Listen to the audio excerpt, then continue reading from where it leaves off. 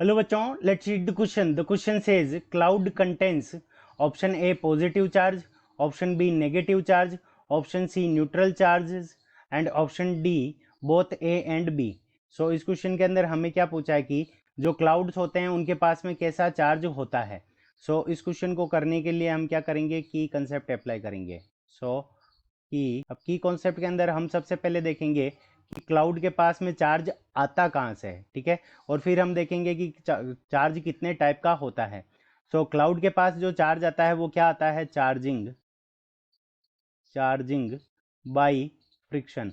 तो क्लाउड के पास जो चार्ज आता है वो हमारा किसके कारण आता है, तो चार्जिंग बाई फ्रिक्शन.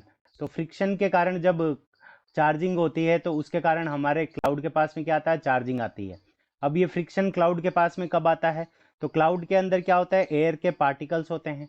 जब ये मूवमेंट करते हैं, ठीक है, जब ये मूवमेंट करते हैं तो ये आपस में क्या करते हैं, रब करते हैं, यानी इनकी क्या होती है, रबिंग होती है. सो रबिंग होगी इनकी. अब इनकी रबिंग होने के कारण क्या हो जाएगी, फ्रिक्शन क्रिएट होगा. फ्रिक्शन के कारण क्या होगी, एनर्जी प्रोड्यूस होगी. एनर्जी के कारण क्या होगा कि यहाँ पे ये चार्जिंग हो जाएगी. ठीक है, तो यहाँ पे चार्जिंग बाई फ्रिक्शन आई है. अब चार्जिंग बाई फ्रिक्शन आई है तो ड्यूरिंग द थंडरस्टॉर्म क्या होगा कि एयर करंट फ्लो करेगी. तो उस कंडीशन में क्या होगा कि अपर जो क्लाउड होगा, यानी ऊपर वाले क्लाउड के पास में क्या आ जाएगा, पॉजिटिव चार्ज आ जाएगा. और नीचे वाले जो क्लाउड होंगे उसके पास में कौन सा चार्ज आ जाएगा, नेगेटिव चार्ज आ गया. तो ऊपर वाले क्लाउड के पास में तो क्या है, पॉजिटिव चार्ज, और नीचे वाले क्लाउड के पास में क्या है, नेगेटिव चार्ज. तो दोनों तरह के चार्ज हो गए, पॉजिटिव एंड नेगेटिव.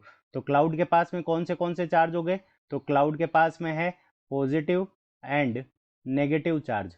तो क्लाउड के पास में हमारे पॉजिटिव और नेगेटिव चार्ज दोनों तरह के चार्ज होते हैं.